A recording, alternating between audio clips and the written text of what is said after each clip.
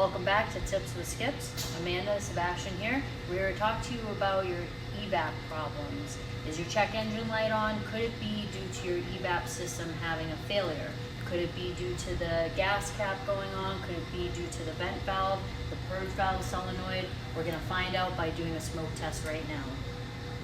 So by doing a smoke test, it allows us to see if there's a broken line or a unit that's not working properly. So by doing that, allows us to see where the leak is. As you can see smoke coming out from that line, so indicating there's a problem with that line, it's cracked. So by repairing that, we shut off the light so you won't see the check engine light on the dash, or you will see a gas cap symbol saying the gas cap is loose. It usually means there's a problem with the system.